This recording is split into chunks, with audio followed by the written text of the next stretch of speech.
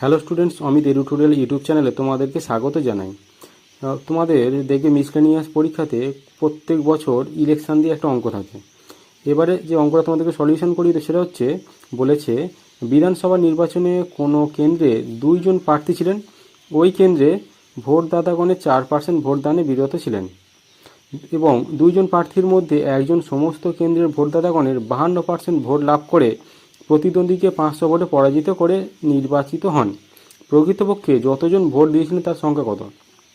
তাহলে আমরা যদি মোট ভোটার সংখ্যাটা এক্স ধরে নিতে পারি, সেখান থেকে আমরা অঙ্কটা সহজেই সলিউশন করতে পারবো।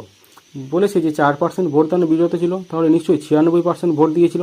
তাহলে এক্সের 96/100 মানে 24x/25। আর জয়ী প্রার্থী ভোট 52% ভোট পেয়ে জিতেছিল। তাহলে জয়ী প্রার্থী ভোট পেয়েছিল, তাহলে মোট ভোটের 52% সেটা 13x/25 হবে, অর্থাৎ x × 52/100 মানে 13x/25। তাহলে পরাজিত প্রার্থী কতগুলো ভোট পেয়েছিল? মোট ভোট দিয়েছিল এত, তার মধ্যে আবার জয়ী প্রার্থী পেয়েছিল এইটা। তাহলে পরাজিত প্রার্থী পাচ্ছে যে যতগুলো ভোট দিয়েছিল তার থেকে এই সংখ্যাটা আমরা বাদ দেবো, দিলে আমরা এইটা পাচ্ছি।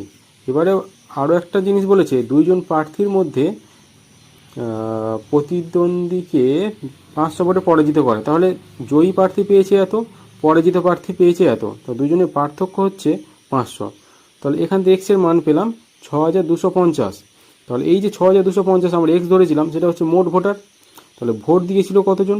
6250 ইন্টু দেখো 24/25 কাটাকাটি করলে পাচ্ছি আমরা 6000 জন।